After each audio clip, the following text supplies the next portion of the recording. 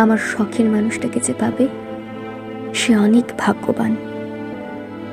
যাকে পাওয়ার জন্য আমি কান্না করতাম, মন খারাপ করতাম, যার সাথে একটু কথা বলার জন্য ছটফট করতাম, একটু দেখার জন্য পাগল হতাম, তাকে কি সুন্দর অন্য একজন সহজেই পেয়ে যাবে।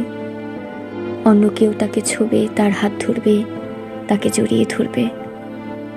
অন্যদিকে আমি তার স্মৃতি নিয়ে থাকব। হ্যাঁ, তাকে ছাড়া হয়তো মরে যাব না, কিন্তু কখনো ভালো থাকতে পারবো না।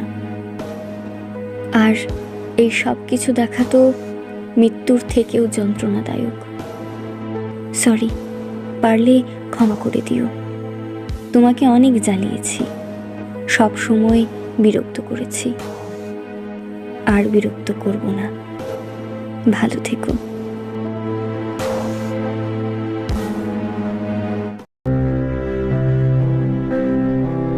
কি ভাবছো?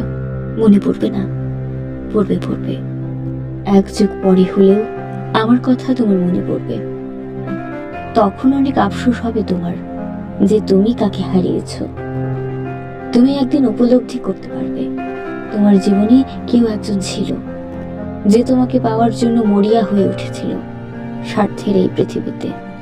তুমি একদিন টের পাবে কেউ একজন ছিল যাকে তুমি শত অবহেলার পরেও, শত কষ্ট দেওয়ার পরেও সে তোমার সাথে থেকে যাওয়ার জন্য বায়না ধরেছিল।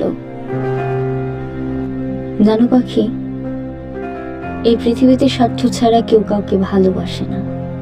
সবার ভালোবাসার পেছনে কোনো না কোনো স্বার্থ বা উদ্দেশ্য লুকিয়ে থাকে। এই পৃথিবীটা স্বার্থে ঘেরা, অথচ দেখো তোমাকে আমি বিনা স্বার্থে ভালোবেসেছি। হয়তো আমারও কিছু স্বার্থ ছিল। সেই স্বার্থগুলো কি জানো? সেই স্বার্থগুলো হলো তোমার প্রতি আমার ভালোবাসা। তোমাকে পেলেই আমার জীবনের সবচেয়ে বড় স্বার্থ হাসিল হতো। সেই স্বার্থের পেছনে লুকিয়ে আছে আমার অজস্র ভালোবাসা। নিজের ভালো নাকি পাগলেও বোঝে, তবে তুমি বোঝো না কেন? বুঝবে, তুমি বুঝবে। যেদিন দেখবে স্বার্থ ছাড়া কেউ কাউকে ভালোবাসে না, সেই দিন বুঝবে তুমি আমি ঠিক কি ছিলাম তোমার জীবনে। কিন্তু আফসোস কোনো লাভ হবে না তখন।